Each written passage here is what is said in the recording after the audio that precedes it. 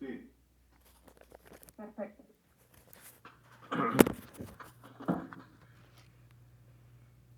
Listo, Carlos. Listo, muchas gracias. Bueno, como ustedes saben, desde el 2014 que la situación se complicó para el sector petrolero a nivel mundial, lo que para unos se cayó el precio del petróleo en una forma abrupta en el último trimestre del 2014.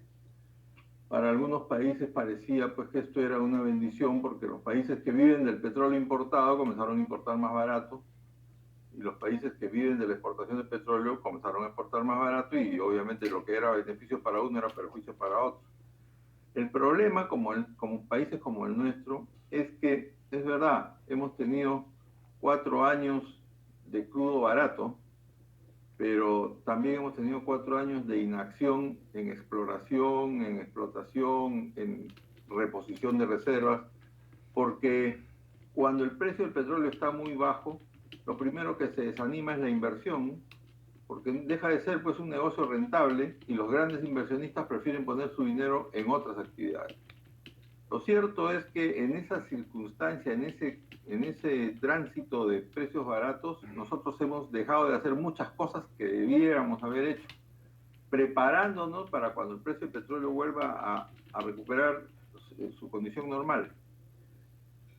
Fíjense, para que se hagan una idea, de toda la producción de petróleo que se consume en el mundo, que en condiciones normales es de entre 100 y 105 millones de barriles diarios, el 5%, el, el 95, entre el 90 y 95% se consume como combustible, se quema como combustible, y entre el 5% se usa como insumo, en petroquímica, etc. De todo lo que ustedes tienen en este momento a su alrededor, donde están sentados, van a ver pues que el 80 o 90% de las cosas que tienen a su alrededor tiene petróleo. Desde los lentes, los libros, todo tiene petróleo, de alguna manera como insumo, no porque se quemó como combustible para producir. El petróleo está presente entre el 5 y el 10% de todo lo que nos rodea en el día a día. No existe todavía un combustible, un energético que reemplace cabalmente el petróleo. Estamos en vías de transición a las energías renovables, es verdad. Vamos a pasar por el reemplazo del petróleo por el gas, también es verdad. Pero eso va a demorar. Eso no es una cuestión de 10 años, 15 años. Eso va a demorar 30, 40 años. Yo por lo menos no lo voy a ver. Ustedes de repente, algunos de ustedes. Entonces, tenemos que ser conscientes que los hidrocarburos van a seguir siendo durante mucho tiempo el principal energético a nivel mundial. Entonces, tenemos que también entender de que la situación que estamos atravesando en estos meses es una situación totalmente coyuntural. Una vez que se supere el problema de la pandemia, se va a comenzar a normalizar el mercado petrolero mundial y eso va a significar que se va a recuperar el precio. La siguiente, Angie, por favor. Esto va a significar que se va a recuperar el precio. Y este precio que estamos ahora entre 40 o 50 dólares, es verdad que es muy difícil, por lo menos en el corto plazo, en el mediano plazo, que lleguemos nuevamente a los 140 o 150 dólares que alcanzamos en algún momento. Pero también es verdad que no nos vamos a quedar en 50 dólares. Entonces vamos a recuperarnos, el precio va a recuperarse y va a llegar pues a los niveles 70, 80 dólares seguramente en algún momento no muy lejano. Y eso para países como el nuestro, que importan petróleo, va a ser fatal porque nos va a encontrar sin reservas, sin producción y evidentemente con una condición de balance de pagos totalmente desfavorable. Tenemos que estar preparados para cuando el precio se recupere, cuando la demanda se normalice, y para eso tenemos que hacer cosas. La siguiente, por favor.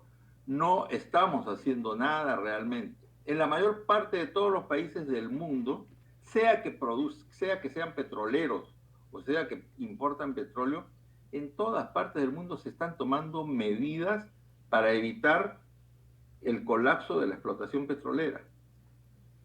Lo que sucede en estas circunstancias, siempre que hay un desplome de precios, es que lo primero que se contrae, lo primero que se desanima es la exploración. O sea, Los inversionistas que salen a explorar petróleo dejan de salir a explorar petróleo porque la relación de rentabilidad-riesgo se vuelve sumamente desfavorable. Entonces, el petróleo es una actividad de alto riesgo, por eso es que las empresas petroleras prefieren alta rentabilidad para poder apostar en petróleo. Si no, pues se van a pesca, se van a agricultura, se van a otra cosa, los inversionistas. Entonces, la mayoría de los países se han tomado medidas. En el Perú no se han tomado medidas. Las pocas medidas que se han propuesto no han trascendido, no han tenido éxito. Y a pesar de que eran medidas tibias, aplazamiento de la regalía por 3 quincenas, no se aceptó. Aplazamiento de obligaciones de exploración, no se aceptó. Entonces, es más, hemos tenido ya algunas referencias de proyectos de nuevos reglamentos, ninguno se ha publicado. Entonces, en el Perú seguimos, como diría alguien, seguimos discutiendo el sexo de los ángeles y estamos en una situación realmente preocupante. La siguiente, por favor. Fíjate, cuando nosotros decimos que en el Perú no se han tomado medidas para salir de la situación, yo quisiera recordar algo. La última vez que en el Perú se hicieron algunas medidas, se dieron algunas leyes o algunas disposiciones legales con la intención de promover la actividad petrolera, fue el año 2003. El año 2003, hace 17 años. Nunca más se volvió a dar una medida promotora de la inversión. El 2003 se dio la Ley de Reservas Marginales, la 28109, y el Decreto Supremo 017, que puso la regalía en 5%, porque los colombianos la habían puesto primero en 5 y después la subieron a 8. Entonces, para ser competitivos y para que vengan acá también, se puso la regalía en 5% mínima, en 5% y máxima en 20%. Desde ahí no se ha vuelto a hacer nada que promueva la inversión petrolera. Absolutamente nada. En otros países de la región nada más, por no ir muy lejos, de acá de América.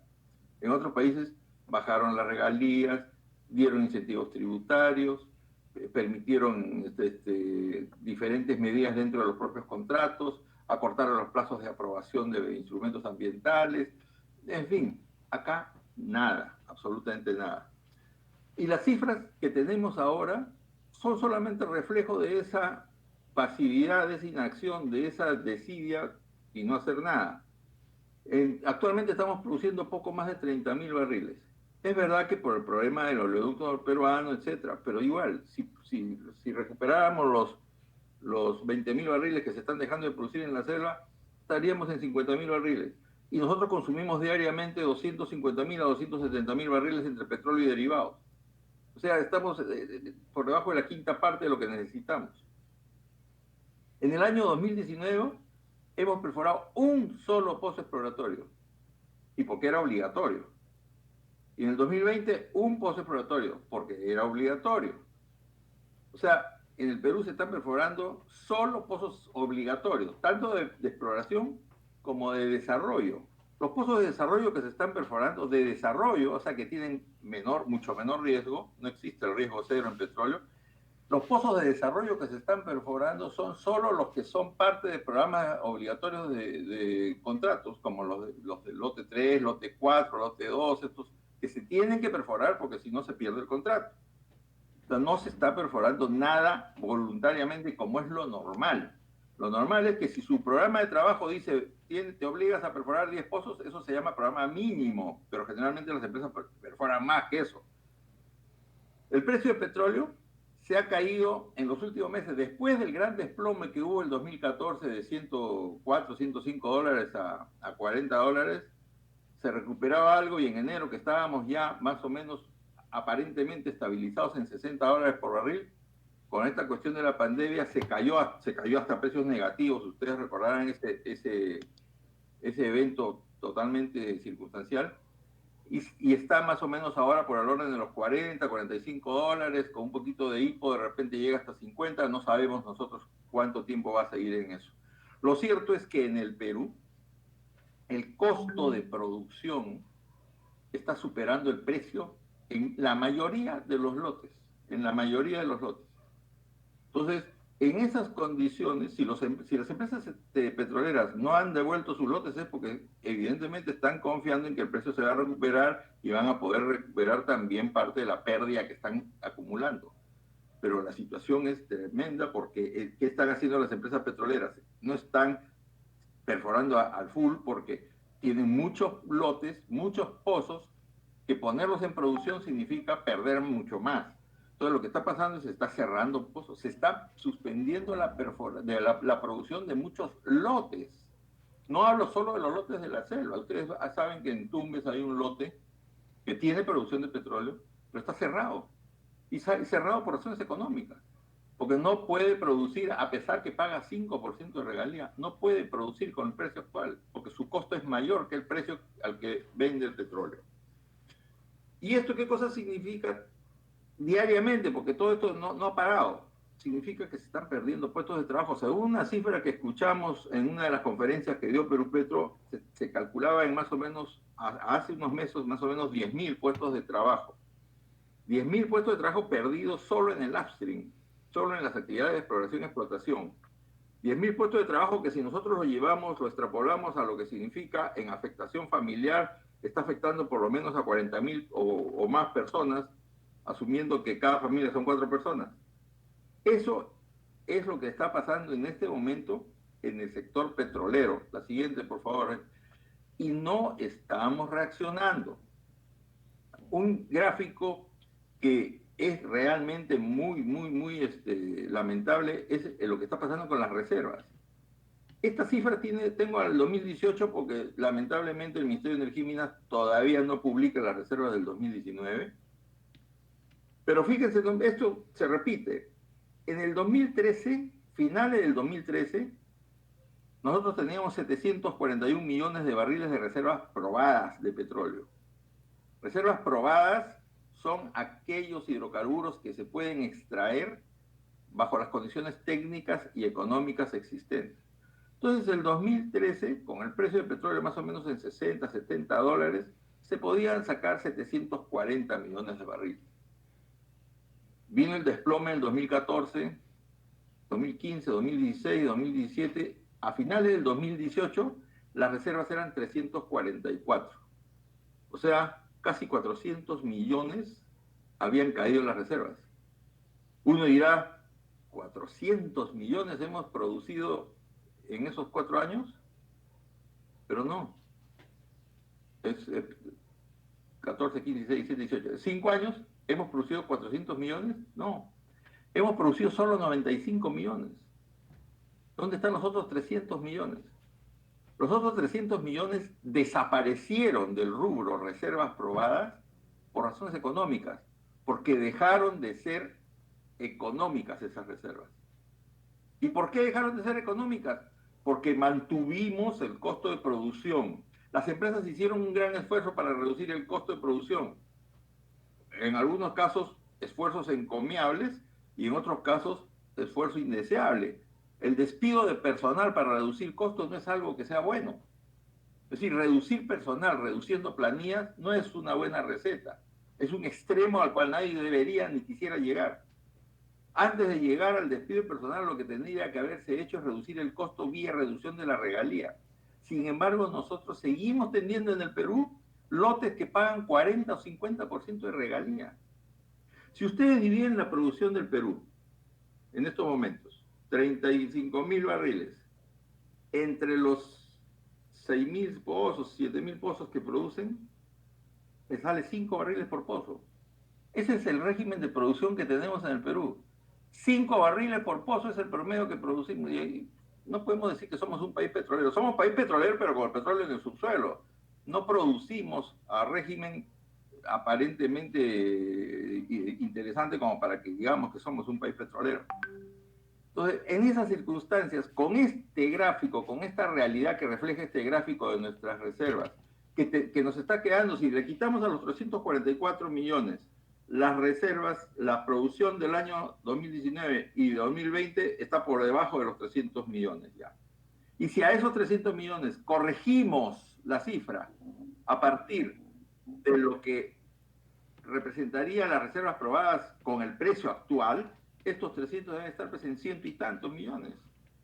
Entonces, si eso no hace que reaccionemos, si eso no está demostrando que esto es realmente emergencia, estamos en emergencia petrolera y no hacemos nada, porque lo que estamos haciendo es seguir filosofando y no estamos tomando medidas de emergencia. Y estamos yendo lentamente, ni siquiera lentamente, estamos yendo al cadalso sin que nada lo evite. La siguiente, por favor. Entonces, en estas circunstancias, la pregunta es, ¿qué hacemos? Entonces, tenemos que primero establecer las cosas que son urgentes, o sea, las que deberíamos hacer ya hoy. Si no las hicimos ayer por negligencia o por indolencia, lo que fuera, ya. No las hicimos, pero hazlas hoy. La primera, hay una propuesta de un grupo de empresas que se llama reactivación de la producción por precio base. Es una propuesta muy interesante porque lo único que dice es, vamos a eliminar la incertidumbre del precio. Fijamos un precio, vamos a decir $50, y con ese precio de $50 yo voy a pedir préstamo al banco. El banco, lo primero, si yo voy al banco y le digo, oye, el precio del petróleo los próximos 12 meses va a estar en $50, el banco me dice, sí, ya claro, tú eres mandrake y tú adivinas que va a estar en 50. Nadie puede asegurar. Es más fácil predecir un sismo que predecir el precio del petróleo. Entonces, en cambio, si hacemos que el Estado reconozca $50, pero que el Estado no va a pagar, el que va a financiar es el banco. El Estado lo único que presenta es una garantía nominal que le dice al banco, sí, yo garantizo que este precio va a estar en $50 los próximos 12 meses. Entonces el banco le presta al capital de trabajo a los contratistas como si la producción fuera a ser a $50. Si el precio se pone en 40, el banco paga 50. Y eso es un financiamiento que el contratista va a devolver después de 12 meses, comienza a devolver, como cualquier préstamo. Entonces uno dirá, pero el Estado se puede perjudicar porque el Estado que emite la garantía tendría que honrarla si el contratista no paga. No, antes de esa garantía nominal, que es lo único que le da tranquilidad, digamos, al banco, máxima tranquilidad, antes que eso se constituyen otro tipo de garantías comerciales, por ejemplo, una prenda flotante, un factoring, de manera que apropiación sobre la producción, en fin, de manera que el banco se siente protegido y el Estado nunca llega a sacar un sol de su bolsillo. Esto es parecido al barril criollo argentino, pero mucho mejor, porque el barril criollo argentino sí le cuesta al Estado reconocerle el precio de $45 por barril a las productoras. O sea, eso sí es un subsidio. Aunque el precio del petróleo esté en 30, yo te voy a pagar 45. Acá no. Acá el que está poniendo el dinero va a ser el banco. Y la garantía del Estado es solo nominal. Entonces, esto, por ejemplo, es algo que ya debería haberse aprobado. Yo fui invitado por este grupo de empresas a hacer la exposición de este proyecto al Ministerio de Energía y Minas, al Ministerio de Economía y Finanzas, y tuvo muy buen eco. Nos reunimos en varias oportunidades, pero lamentablemente esto no trascendió porque vino el problema político que todos conocemos. Hubo el cambio de gobierno, pasamos del gobierno del presidente Vizcarra al gobierno de transición y esto se ha detenido. Y esto es algo urgente que se tiene que hacer si queremos seguir evitando que se sigan cerrando pozos, que se siga cayendo la producción, que no haya producción, que se sigan perdiendo puestos de trabajo. Otro tema que es también una medida urgente, que lo han hecho en todas partes del mundo. O sea, que lo que es el aplazamiento de obligaciones contractuales. ¿Qué hacen en otra parte del mundo? Dicen, oye, no me devuelvas el lote. ¿Cuál es el problema? Lo que pasa es que con el precio actual no puedo perforar el pozo que estaba obligado a perforar. Lo que dicen es, no me devuelvas el lote y postergamos la perforación del pozo, pero no me devuelvas el lote. Lo peor que puedes hacer es permitir que se te devuelva un lote en el que se ha hecho sísmica, en el que se ha hecho ya trabajos de campo, y solo porque como el precio del petróleo se puso en una condición que ya no hace viable económicamente perforar un pozo, por eso no te van a devolver. Preferible es posterga un pozo 12 meses, 18 meses, postérgalo, pero no me devuelvas el lote. Nosotros en los últimos meses hemos visto terminaciones de contratos por esto, porque no se aplazó y esos contratos terminaron en cero. Ustedes saben que hace el 2015 creo que fue, se devolvió un lote en Puno, 105 creo que era el lote en Puno. Se devolvió el lote en Puno porque Perú Petro no quiso calificar a una empresa que venía a reemplazar a la empresa rusa que estaba en ese lote. A la empresa rusa ese lote le pareció muy chico para ellos, vino una empresa más chica y dijo, yo sí lo quiero. Puso la fianza bancaria esa empresa, sin embargo, Perú Petro no la calificó, a pesar de haber puesto la fianza bancaria, no la calificó y se perdió ese lote, se perdió el contrato. Han pasado 5 años, no, por el 6º año, ¿y quién entró a ese lote? Se perdió un lote y se perdió la posibilidad de buscar petróleo. El aplazamiento de las obligaciones es algo que va a salvar contratos. O sea, aplazar obligaciones no significa condonar, perdonar, no, simplemente aplázalo mientras que el precio del petróleo esté haciendo inviable tu proyecto. Porque además la propia ley orgánica de hidrocarburos dice que el contratista está obligado a la explotación económica. O sea, el contratista ni siquiera le podemos ejecutar la fianza. Si tiene fianza bancaria no se la podemos ejecutar porque él está obligado solo a la explotación económica del campo. Pero si el precio del petróleo está en 40 y el costo de producción está en 60, él se va a retirar, va a dejar el lote y lo va a devolver y se va a ir sin haber hecho nada, o haber hecho solo la sísmica de repente. Cuando hubo el desplome del precio del petróleo en el 2014, se le sugirió al gobierno que haga una regalía de emergencia para ese desplome del precio que hubo en ese periodo. Se perdieron muchos contratos, se cerraron muchos contratos, no se hizo nada tampoco. Ahora, con la pandemia, la propuesta podría ser una regalía de emergencia por 12 meses, con condición. ¿Cuál es la condición? Tú no dejas que la producción decline. O sea, yo te pongo la regalía de emergencia, pero tu compromiso es que la producción, es más, que aumentes la producción, pero que no decline.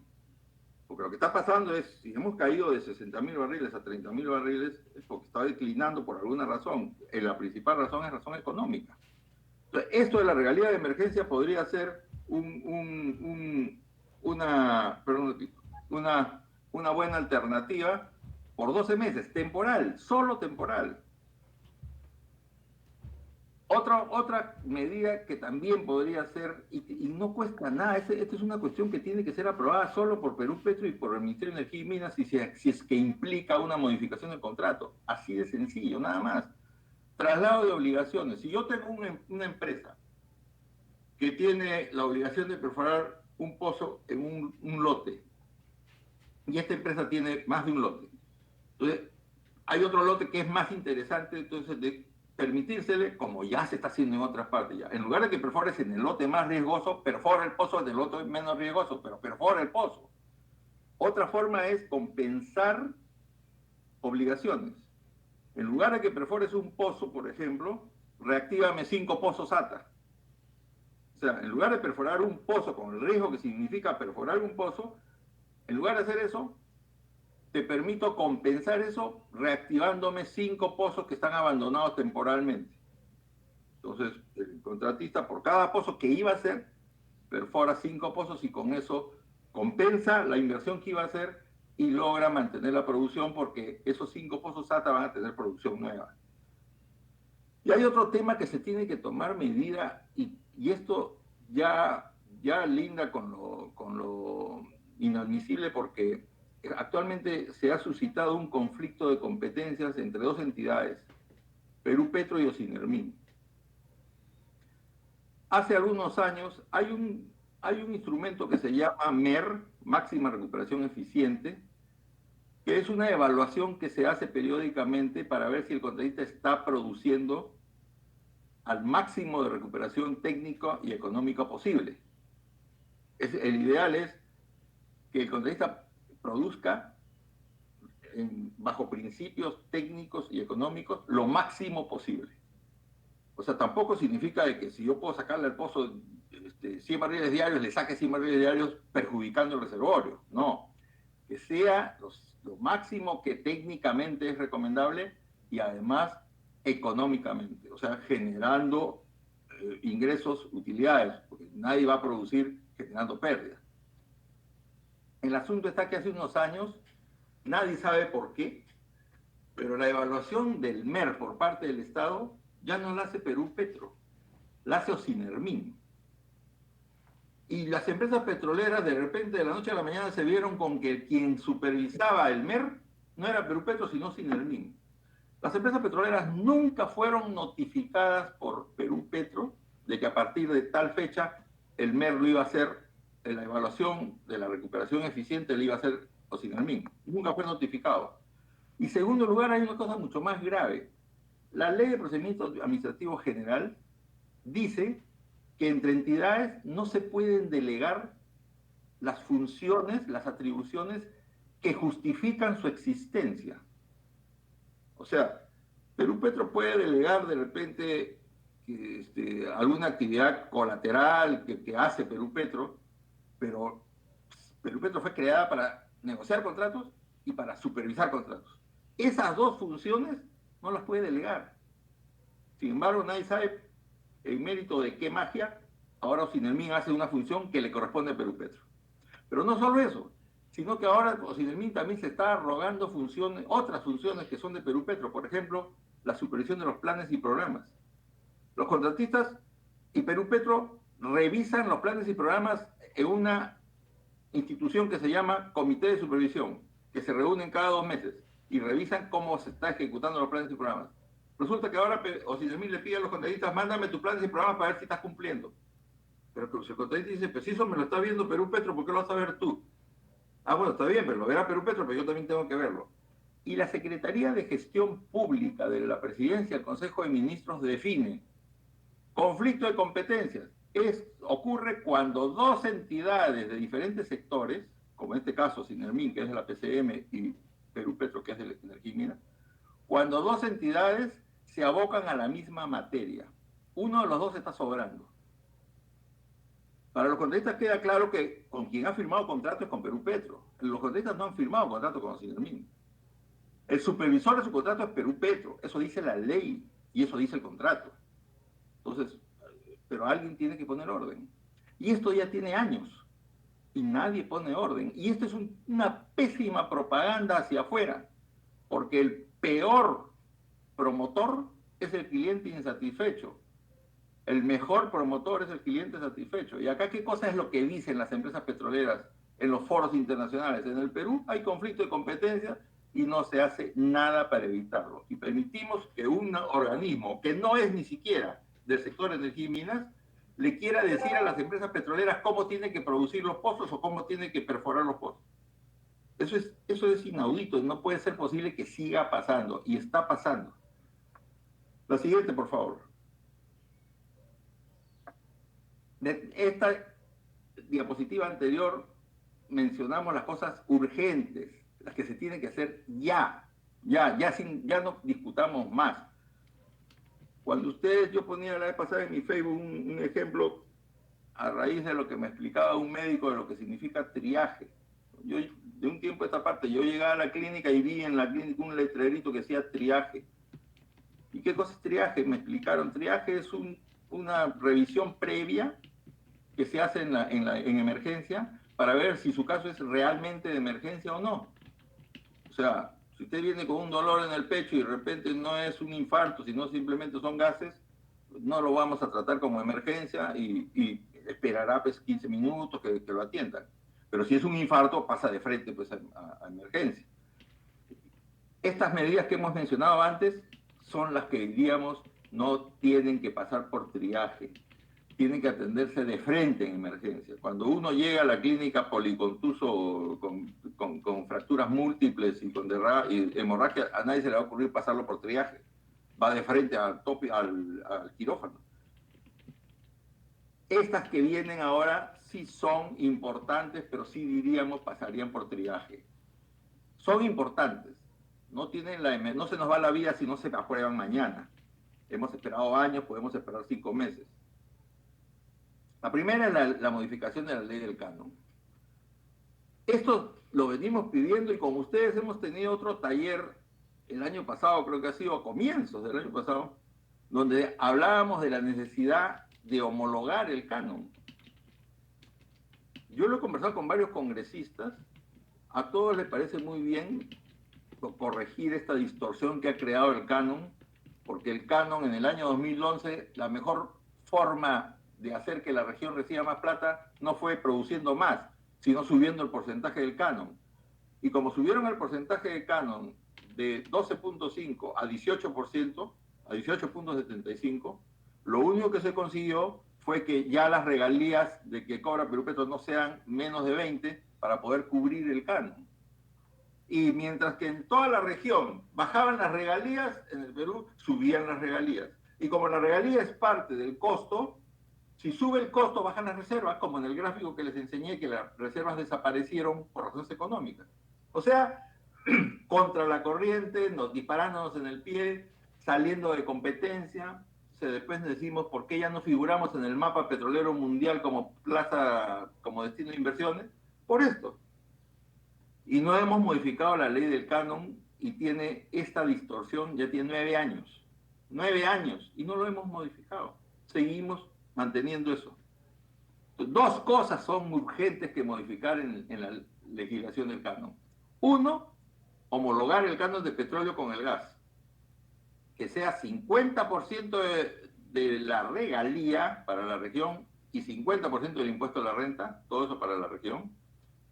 Y no como ahora, que es 18.75 del valor de la producción. Cada vez produce menos y 18.75 es menos.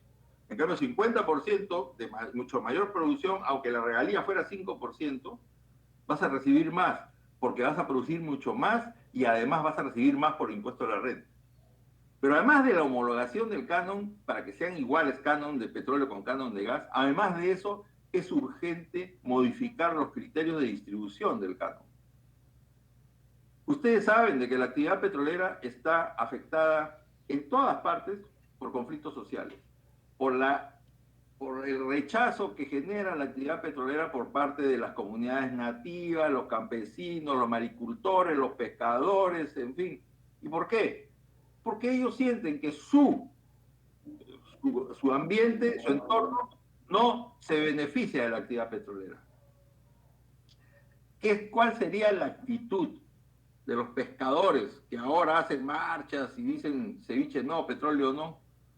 ¿Cuál sería la actitud de los pescadores si ellos, gracias al canon, tuvieran terminal pesquero, tuvieran muelles, tuvieran plantas de refrigeración, gracias al canon?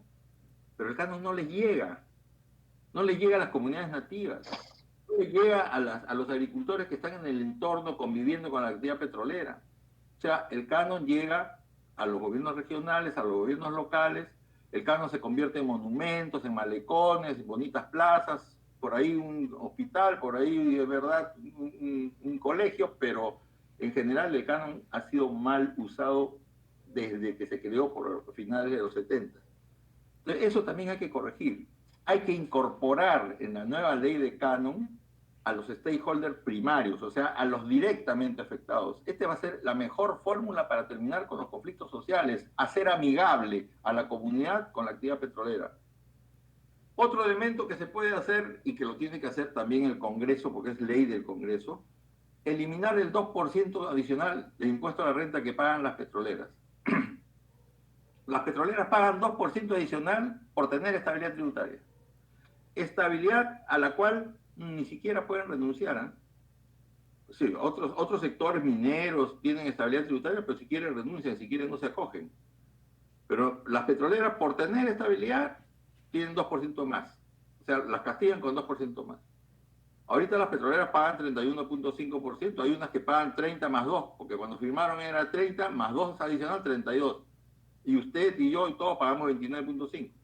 Entonces, esto es algo que se tiene que corregir, porque esto en lugar de incentivar, de promover, desanima. En el Perú la carga tributaria es mayor. Nosotros nos ponemos de ejemplo a los bolivianos. Mira, los bolivianos producen 5.000 barriles de petróleo. Producen gas, su riqueza es gas, pero pagan 25% de impuesto a la renta. Nosotros pagamos 31.5%. Entonces, este es otro elemento que se tiene que corregir, pero en el nivel de Congreso. En el título yo he puesto Congreso de la República, julio 2021, porque a este Congreso no creo que le quede ya mucho tiempo como para poder incorporar estos temas en su agenda que ya está recargada. Además, permítanme decir una opinión muy personal, no me inspira mucha confianza este Congreso. Los únicos proyectos de ley que se han presentado en la Comisión de Energía y Minas de este Congreso son desalentadores de la inversión. Hay que modificar la ley de reservas marginales que se dio en su momento, el año 2003, y que dio muy buen resultado, pero necesita ser actualizada. Necesita tener un par de correcciones. Una de las correcciones, por ejemplo, es que se reconozca al contratista como parte de su obligación un rubro de inversión social.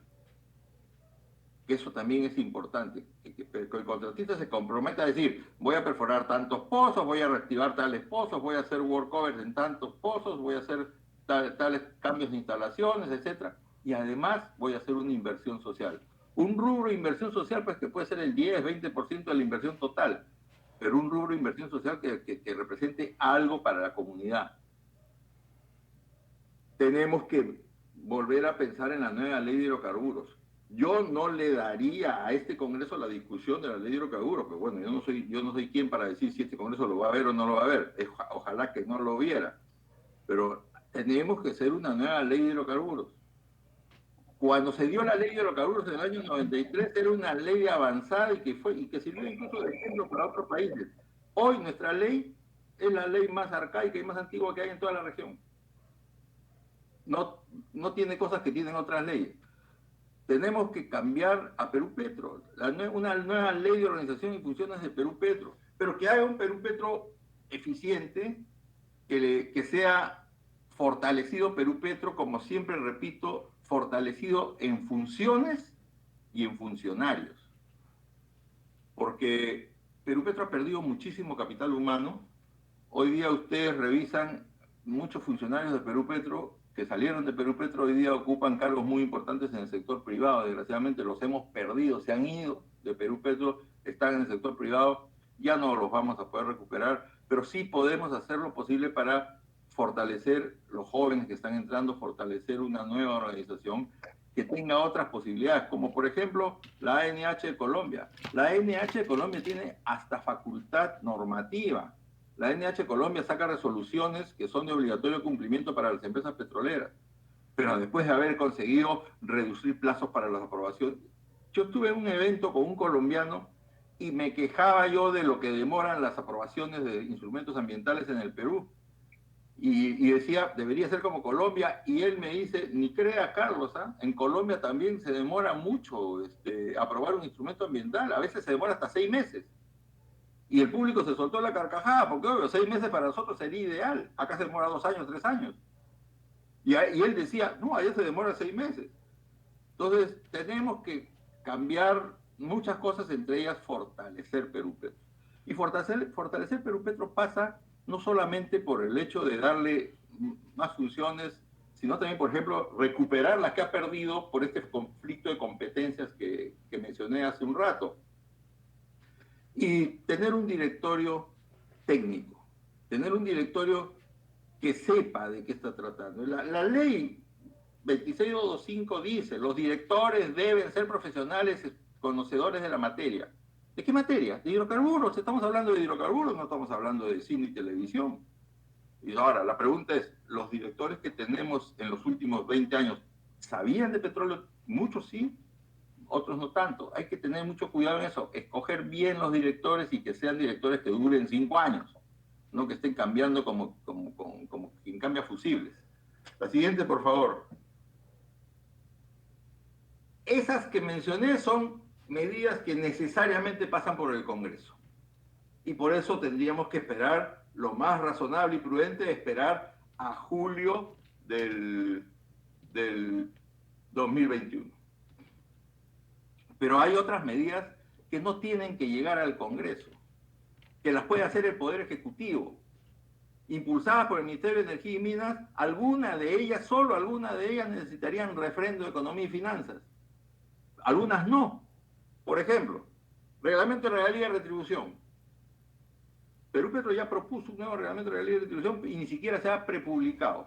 No sabemos en qué está. Perú Petro ha hecho su esfuerzo, ha hecho una propuesta y nadie sabe en qué estatus está dentro de la organización del Estado. Pero es necesario tener un reglamento de la libre distribución. Reglamento de calificación de empresas. Existe un reglamento de calificación de empresas, pero necesitamos nosotros adaptar el reglamento al nuevo orden petrolero mundial. No puede ser, en lo particular hay varias cosas que tiene este problema de la calificación de las empresas. El reglamento vigente dice, se califican las empresas en función del área que ha solicitado. Si una empresa solicita un lote de 1000 hectáreas en Talara, no voy a pedir pues, que sea una mayor, una top 100. Si pide un lote de 1000 hectáreas en Talara, suficiente con que tenga capital como para poder trabajar eso. El reglamento se tiene que revisar ahora pensando en qué está pasando hoy en el mundo. Las empresas petroleras, si en todo el mundo existiera, aplicara el reglamento de calificación de empresas que aplican en el Perú, no existirían petroleras nuevas. Porque acá en el Perú exigimos que las empresas que vengan a trabajar al Perú tengan experiencia previa como empresa petrolera. Si mañana Bill Gates viene con $1.000 millones y pide un lote, le vamos a decir, tú no calificas porque no tienes experiencia petrolera, no tienes pozos, no tienes producción, no tienes reservas. Bill Gates le dice a Perú Petro, sí, pero yo voy a contratar a los mejores ingenieros, a los mejores subcontratistas, a los mejores geólogos. No, igual, el reglamento dice que tú tienes que tener reservas, pozos y perforación de pozos y producción. Y no lo califica. Por eso digo, si esa regla funcionara en todo el mundo, no existirían las empresas petroleras nuevas, porque a todas se les exigiría experiencia previa. Eso es algo que hay que corregir en el reglamento. No tenemos reglamento de actividades de exploración y producción, tenemos el del 2004. Y necesita cambiarse ese reglamento. Necesita cambiarse precisamente para que ayude a corregir este conflicto de competencias que hay entre Ocinermin y entre Perú Petro y OEFA Perú Petro y otras entidades y Perú Petro. El reglamento de actividades de exploración y explotación además solo requiere la firma del ministro de Energía y Minas y del presidente de la República. Ahí no necesita intervenir Economía y Finanzas ni nadie más. El reglamento de estabilidad tributaria. En el reglamento de actividad tributaria hay un artículo 10 que, excediéndose en la facultad reglamentaria, ha desnaturalizado la propia ley de hidrocarburos. Tiene más de 25 años ese reglamento y nadie ha corregido eso. Y se ha venido pidiendo durante muchos años, corrijan el artículo 10 que está mal, y no se ha corregido. Bueno, pues si van a modificar y revisar los reglamentos y las leyes, comiencen modificando también el reglamento de estabilidad tributaria, por lo menos ese artículo 10. Existe un decreto supremo, el 039 de 2010, que dice que la regalía del gas de exportación no puede ser menor que la regalía del mercado interno. El que inventó esta norma no tiene conocimiento de lo que significa precio netback. ¿Qué cosa es el precio netback? El precio netback significa que al precio, a la cotización, al precio del mercado, hay que descontarle el costo de transporte. Alguien paga ese costo de transporte, alguien tiene que pagar. Entonces hay que descontarle el costo de transporte. Entonces, por ejemplo, si el precio del gas es $4, una empresa ubicada en el Perú le vende su gas a una térmica que está a 20 kilómetros. Esta empresa le va a descontar a su precio el costo de transporte de 20 kilómetros. Pero como en el Perú el mercado de gas es muy bajo, no es un mercado intenso, hay otras empresas que no tienen a quién venderle en el Perú y exportan el gas. Entonces lo exportan el gas de repente a Japón. Y Japón no está a 20 kilómetros, está a 15.000 kilómetros. Entonces es obvio pensar que si bien es cierto el precio en Japón es mucho más alto, también es obvio pensar de que el costo de transporte de 15.000 kilómetros es algo más caro que transportar 20 kilómetros. ¿Cómo puede ser entonces que la regalía de exportación, después de descontar en ambos casos el costo de transporte, cómo va a ser que la regalía de exportación tenga que ser mayor que la regalía del mercado interno? No hay forma. Y se olvidan de que cuando yo produzco gas, estoy produciendo no solo gas, estoy produciendo también líquido de gas natural. Antiguamente, el negocio del gas, de la explotación de gas, han sido y seguirán siendo el principal negocio los líquidos de gas natural. En los últimos años se ha encontrado un destino económico al gas solo. Se ha encontrado un destino económico y santo y bueno que así sea. Todos ganamos con eso. Pero supeditar todo el negocio a este tipo de decretos que distorsionan la realidad está poniendo en riesgo el otro gran negocio, los líquidos de gas natural. Entonces, este es un decreto que bien merece revisarse. Además, este decreto dice los contratos vigentes se renegociarán. No se han renegociado porque para renegociar un contrato se necesita la voluntad de las dos partes.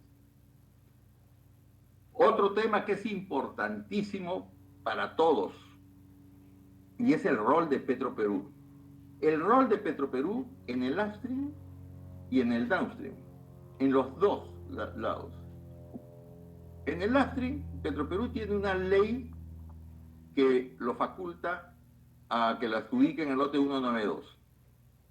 El lote 192 se firmó en julio del 2015, en agosto del 2015.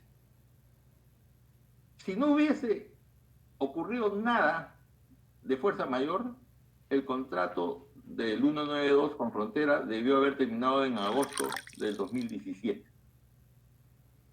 Y hoy día, este contrato ya debería estar en manos de Petroperú. Sin embargo, vamos a decir, gracias a que ha habido fuerza mayor, ese contrato todavía no ha terminado y todavía no pasa a Petroperú. Porque, ¿qué hemos avanzado? ¿Qué falta avanzar para que ya Petroperú y Perú Petro firmen su contrato? El contrato del 192 para que Petroperú y Perú Petro ya lo pueden tener firmado hasta que termine el de Frontera y recién se activa el contrato cuando termine Frontera y entre Petroperú. Sin embargo, no tenemos nada, todavía siguen con la consulta previa, ¿no? Todavía no se han definido algunos aspectos que faltan definir en el contrato. Ya se ha negociado el contrato, ya se definieron regalías, ya se definió todo. O sea, la pregunta es, ¿qué estamos esperando? ¿Qué está pasando que no se firma entre Petroperú y Perú Petro el lote 192? La presencia de Petroperú en el upstream a unos no les gusta, porque dicen, no, eso es volver al Estado, a la actividad empresarial no es del Estado, en fin, eso es una posición respetable, son decisiones políticas. A otros sí les gusta la posibilidad de que Petroperú intervenga. Incluso empresas petroleras que dicen, yo sí estaría contento con que Petroperú sea mi socio, ¿no? Petroperú es el dueño del oleoducto norperuano, que está parado. Petroperú es dueño de la refinería Talara, que cuando comience a operar va a demandar 95.000 barriles. Las empresas petroleras van a tener una refinería que va a estar en capacidad de producir ya no solamente derivados a partir del crudo de Talara o del importado, sino incluso del crudo de la selva. ¿Cómo no va a ser importante el rol de Petroperú si tiene presencia en el upstream por el oleoducto y tiene presencia en el upstream también porque es un destino de venta para la producción nacional?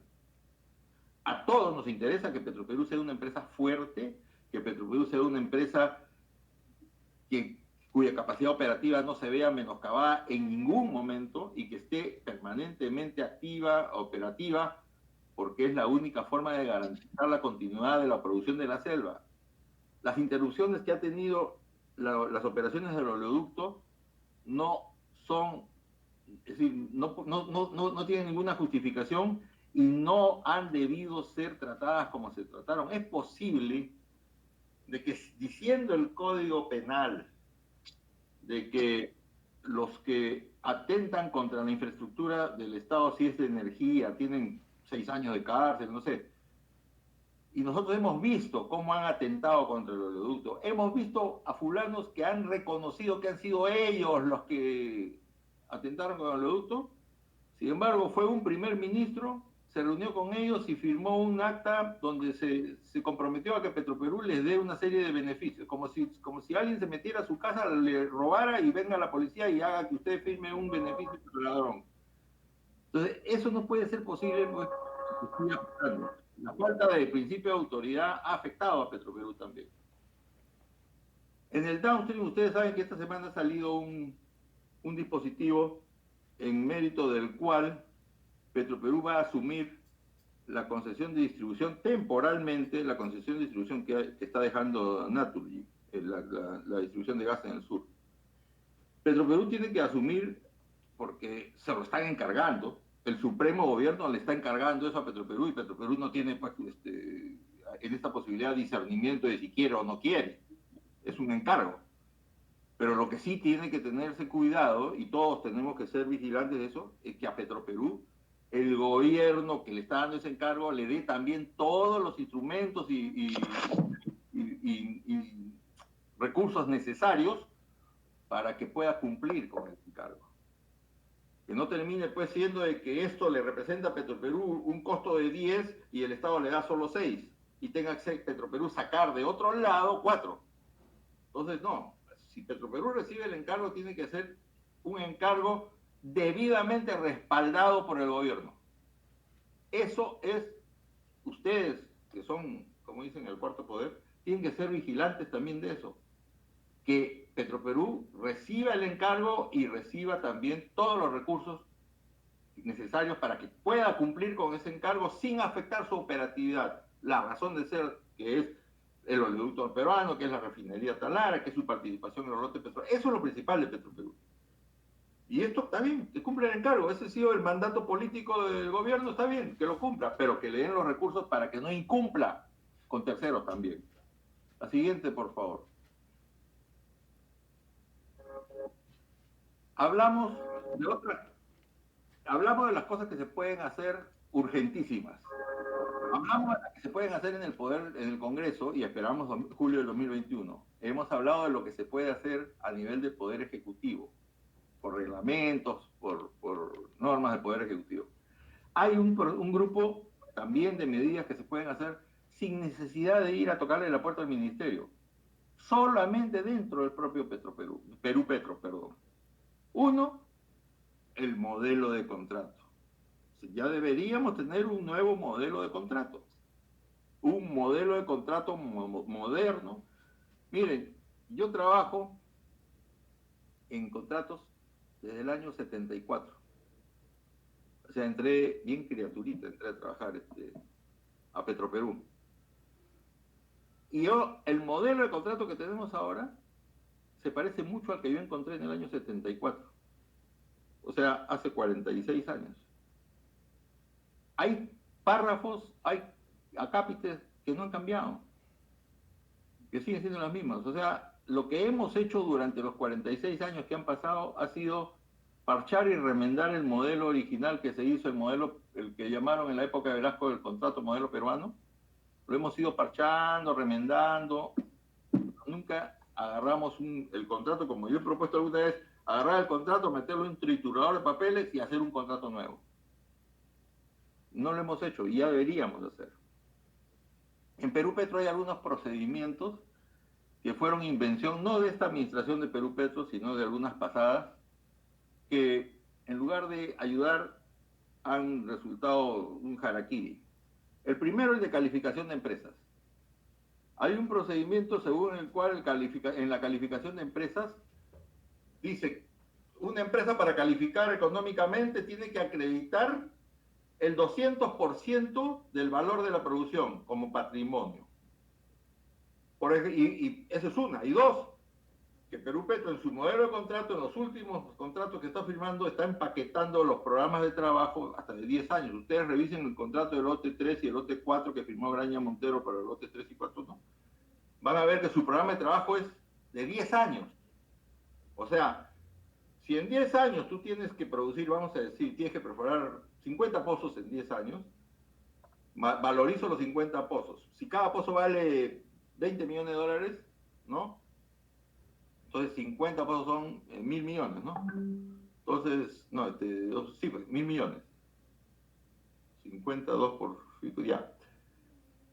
El contratista que quiera ese lote tiene que acreditar un patrimonio neto residual de 2.000 millones de dólares. En lugar de segmentar el programa y decir, ya, el programa lo divido en 10 periodos de un año y que me acredite el primer periodo y si no cumple, le quito el contrato, ¿no? Empaquetado los 10 años en el lote 3 y 4 pasa eso. Entonces, eso, por ejemplo, es algo que se tiene que corregir. En el momento de calificación de empresas no debe mantenerse eso del patrimonio neto residual igual al 200%. Después, en negociación directa, ¿qué dice el procedimiento interno de Perú Petro en negociación directa? Si tú quieres sentarte a negociar directamente conmigo, lo puedes hacer siempre y cuando seas una top 100. Ahora, si usted se acerca a negociar con Perú Petro un lote de Talara, Perú Petro le va a decir, no, no puedo negociar contigo un lote en Talara porque no eres top 100. La pregunta es, ¿qué top 100 va a venir por Talara? O sea, ¿ustedes se imaginan a ExxonMobil, Shell, Chevron pidiendo lotes de Talara y que producen 2 barriles por pozo? Eso es absurdo. Eso es algo que también se tiene que cambiar. Otro concepto que se tiene que cambiar y que lo puede hacer Perú Petro es el de la capacidad técnica superior. Fíjense, si ustedes hubieran aplicado estos 3 conceptos, calificación de empresa, negociación directa, capacidad técnica superior, en los últimos 40 años, ni siquiera Occidental creo que hubiera podido firmar su contrato en el año 71. Así es. Y en esta época, donde más duro, más difícil es atraer inversiones, nosotros nos ponemos exquisitos como si fuéramos Kuwait. Otros conceptos que hay que también poner en la agenda es lo que va a pasar con los contratos que van a vencer. Cuando a mí me dicen, Perú Petro va a hacer una licitación de los contratos que van a vencer próximamente, lo primero que me suscita es, me parece bien porque Perú Petro tiene la facultad, de acuerdo a ley, de, a su criterio, celebrar contratos por negociación directa o por concurso, convocatoria. Entonces, si Perú Petro decide licitar los lotes que van a vencer próximamente, está bien, es su criterio, es su decisión. Pero ¿qué cosa es próximamente? Los contratos próximos a vencer, ustedes pueden sostener de que un contrato próximo a vencer es un contrato que vence dentro de 5 años, entre 6 años, dentro de 8 años. Eso no es próximo ni acá ni en la China. Que me digan pues, que van a licitar el lote 1 que vence en diciembre del 2021, santo y bueno, podría tener una explicación.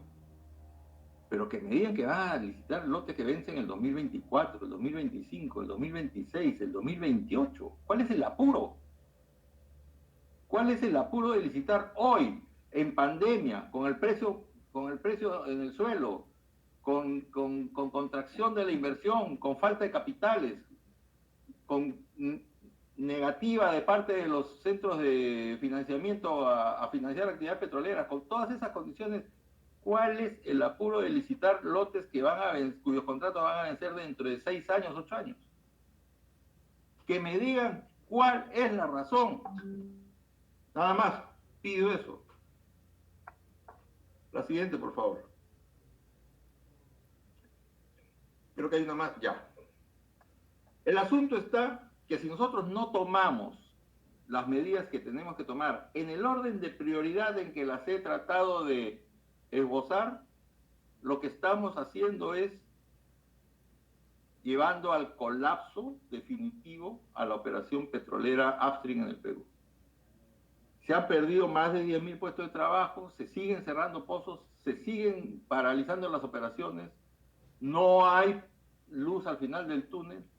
La única luz al final del túnel era el camión que viene en contra, dicen algunos. O sea, estamos yendo contra todo sentido, contra toda lógica en las decisiones que se están tomando respecto a la reactivación del upstream en el Perú.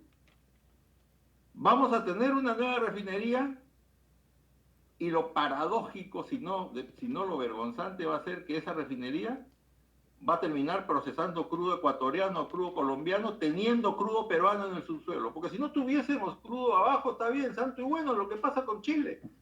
Chile tiene más de 300.000 barriles de capacidad refinera y producen 10.000, 12.000 barriles. Y si todo el crudo prácticamente que procesa lo tiene que importar. Pero nosotros tenemos 4.500 pozos ATA, pozos abandonados temporalmente. La mayoría de los cuales están abandonados temporalmente por razones económicas. O sea, ¿por qué? Porque no son viables económicamente. Es posible que en la selva haya lotes todavía que tienen regalías de 20%, 18% en la selva peruana. En la región ya no existen esas regalías. En la región, en Argentina 12%, en Colombia mínima 8%, en Uruguay 8%. En Cuba la regalía es 0%. Y es más, el comandante Castro no solamente puso la regalía en 0%, sino que puso lo que se llama el tax holiday. 8 años no vas a pagar impuesto a la renta. Yo conversaba con mis amigos del Congreso de la Izquierda y les decía, este no es un tema ideológico.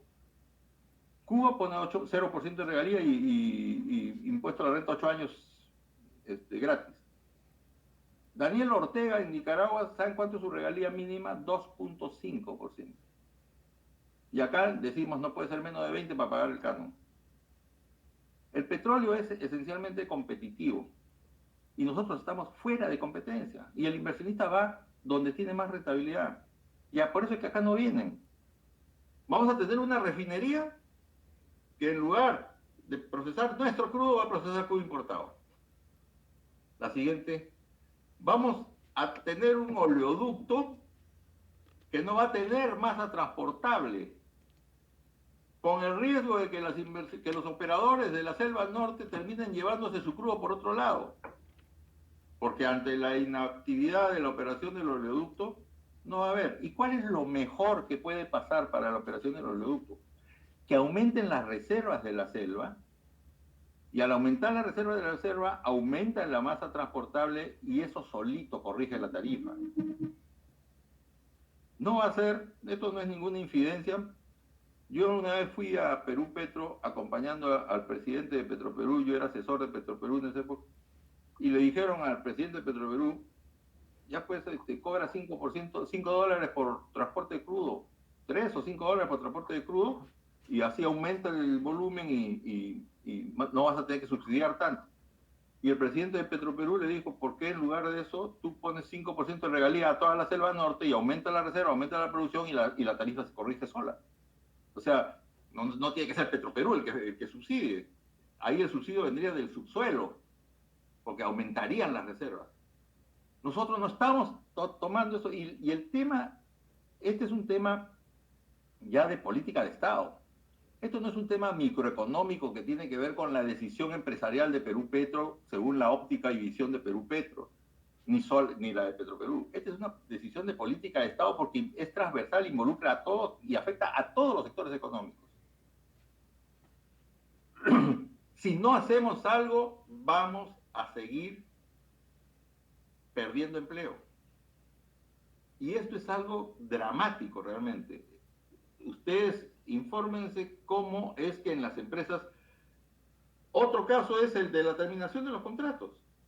A ver, han calculado la terminación de la licitación temprana de los contratos próximos a vencer, el costo social que va a representar liquidar a todos esos trabajadores, miles de trabajadores, para que sean contratados por una nueva empresa, bajo un nuevo régimen laboral, bajo un nuevo contrato.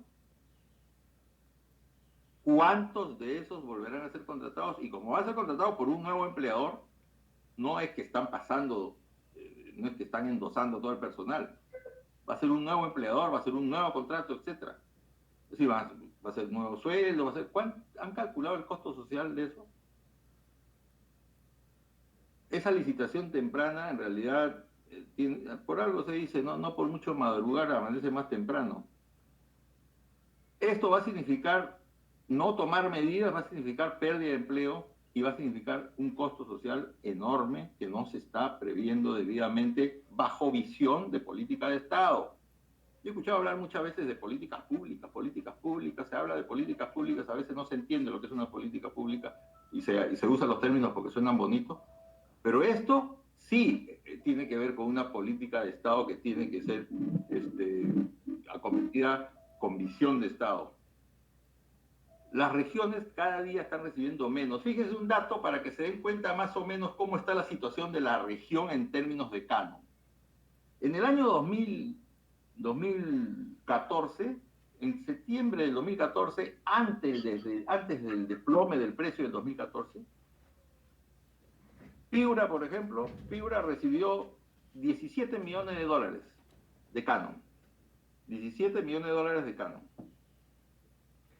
En el 2019, antes de la pandemia, Piura recibió 10 millones de canon, ya afectado por el desplome del 2014. Y en octubre del 2020, o sea, el mes antepasado, Piura recibió 5.700.000 dólares de canon. O sea, en 2014 Piura recibió 9 dólares por habitante de canon.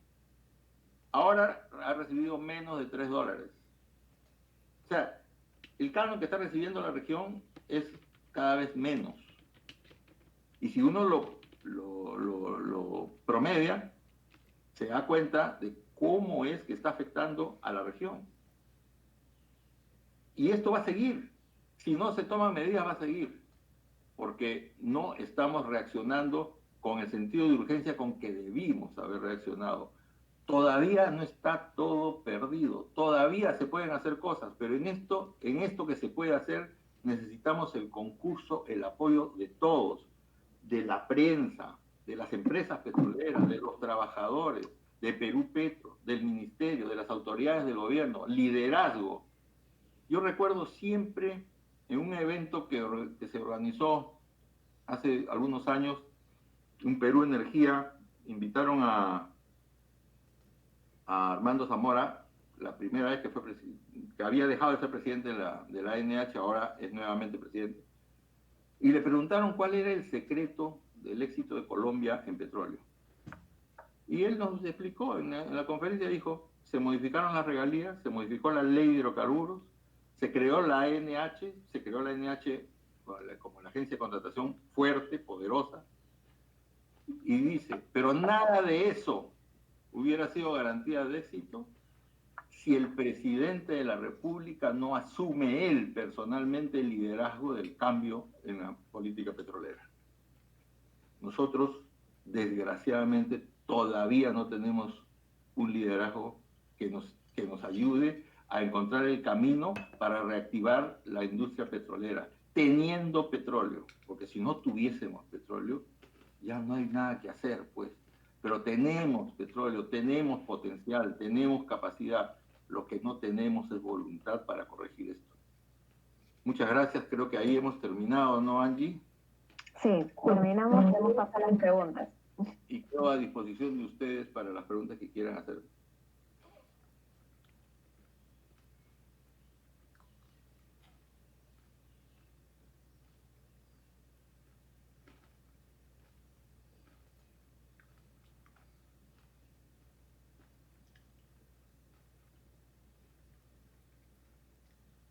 Preguntan si este gobierno puede, sí. Nosotros estamos esperando tener la oportunidad de exponer el proyecto de reactivación de la producción por precio base a las nuevas autoridades, tanto de energía y minas como de economía y finanzas.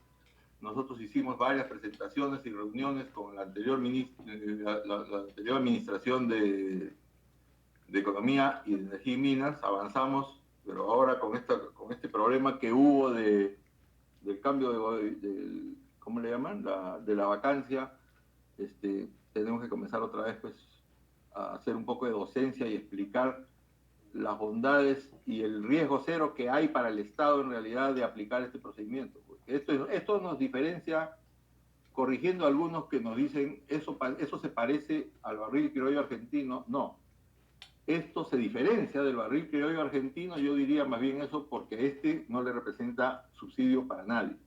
Esto es una forma de llegar al banco para que el banco sea el que ponga el dinero y yo sea el que tenga que pagarle al banco, ¿no?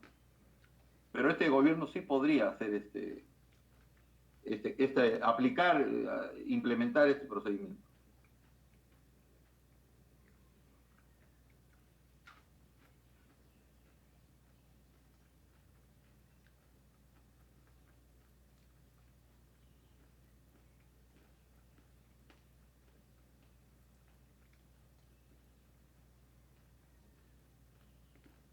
¿Alguien tiene alguna consulta adicional? Juan. Sí, yo tengo una consulta porque en el tema precisamente de la licitación de lotes, ¿cuáles son los últimos alcances? Porque tenía entendido que ya hay un cronograma para licitar, me parece a inicios del próximo año y me parece también a finales del próximo, pero todavía no he visto que haya unas bases para la licitación. No sé si tienes alguna información al respecto, porque no me queda muy claro.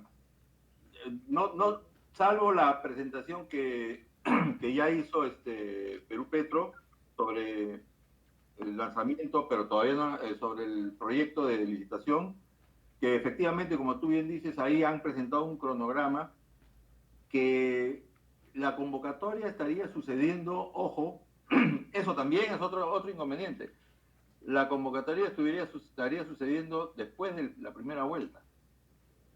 Entonces, si ustedes fueran inversionistas, yo no creo que ustedes se inscriban en una licitación en pleno proceso electoral. Entonces, el cronograma no ayuda en nada. Yo sinceramente, además de las razones que he expuesto, de que es mucho mejor sentarse a conversar con las empresas petroleras que están ahorita y decirles, oye, en lugar de esperar 5 años que termine tu contrato, ¿por qué no lo terminas hoy? Hoy terminamos tu contrato, renuncia a los 5 años y firmamos uno nuevo, pero con inversiones desde hoy día para que hoy día aumente la producción. Y no esperar 5 años, porque la licitación temprana no puede sacar al operador actual, tiene que esperar que se vaya. Entonces, además de esas razones, está la razón política. El contexto político no ayuda en nada a esa licitación. La convocatoria va a suceder después de la primera vuelta. Y si no se apuran en sacar las bases y en hacer la convocatoria o iniciar el proceso ya, es muy probable que la convocatoria o la presentación de ofertas ocurra después de la segunda vuelta incluso. Y esto no sabemos qué puede pasar con el nuevo gobierno. No sabemos quién sea el nuevo gobierno. Y de repente el nuevo gobierno dice, bueno, yo no quiero esperar seis años a que se vaya el operador actual, mejor me siento a negociar con el actual operador. Puede ser de que digan, mira, ¿sabes una cosa más fácil? Miren todas las alternativas que hay. Una es negociar con el actual operador. Otra es sentarse a negociar con el actual operador pidiendo que se asocie con Petroperú. Otra es que Petroperú pida los lotes los principales lotes de Talara. O sea, si le están dando el 192, ¿por qué no le pueden dar el lote 10 a Petroperú? O sea, todas esas alternativas se pueden barajar en julio del 2021, dependiendo quién esté sentado en Palacio de Gobierno. Y esta licitación podría ser una pérdida de tiempo. Porque definitivamente, a ver, pensémoslo en voz alta. Si por A o B gana las elecciones una tendencia política que ve con simpatía el fortalecimiento de Petroperú, no va a ver bien la licitación. Más bien va a decir, no, yo prefiero que sea Petroperú el que opere el lote 10, por ejemplo, que es el principal lote de Talara. Y sería su decisión política, porque esa es su concepción y esa es la medida que tendríamos que esperar. Si gana, por el contrario, otra tendencia, podría decir, bueno, está bien, yo convalido la licitación, que siga para adelante. Pero ojo, esta licitación tiene que tener también cuidado de una cosa. Si en este momento todos los productores de Talara le venden su producción a la refinería Talara, es porque no les queda otra, porque todos los campos prácticamente están conectados a la refinería Talara. Pero ¿qué pasaría si toda la operación de Talara la tiene una sola empresa? Una cosa es producir 10.000 barriles y otra cosa ya es producir 35.000 barriles. Con 35.000 barriles yo me puedo llevar mi producción a otro lado. Y el artículo 39 de la Ley Orgánica de Hidrocarburos dice que el contratista tiene libre disposición sobre su producción y nadie puede pactar contra la ley. O sea, él se podría llevar su producción. Seamos claros y evaluemos todo. También se ha evaluado esa posibilidad de que mañana una empresa podría... hemos creado los mecanismos que eviten la posición de dominio de alguien ahí en Talara o un oligopolio en Talara que haga que el primer perjudicado sea precisamente Petroperú y su refinería, que ya no contaría con esa producción. ¿Alguna pregunta más, por favor?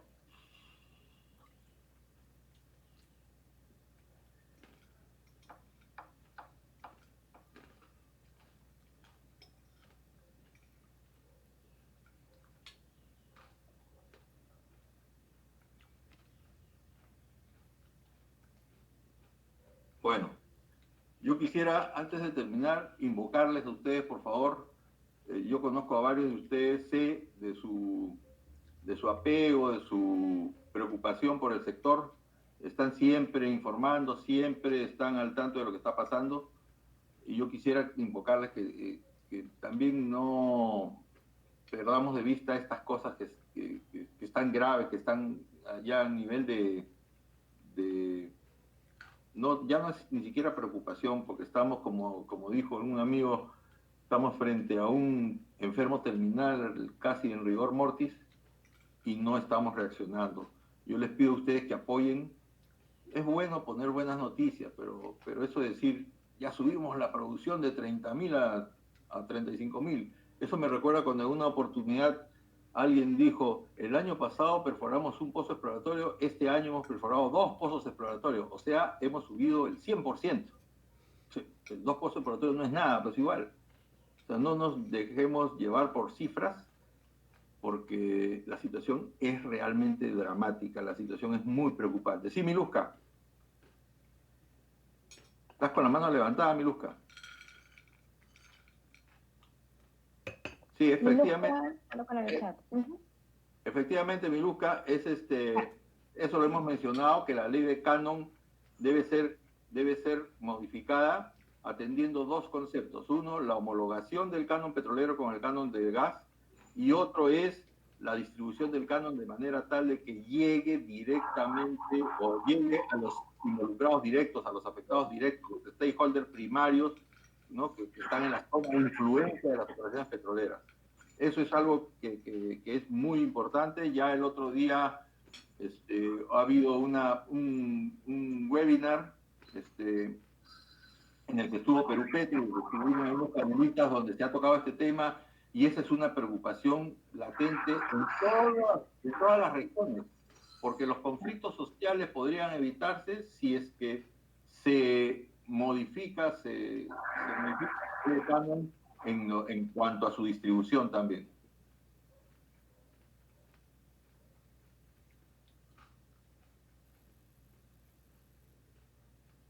Angie. Ok, muchísimas gracias a todos. Creo que son todas las preguntas por el momento. De igual manera, cualquier duda, consulta, pueden contactarme para poder comunicarnos con Carlos, o Carlos también podría conversar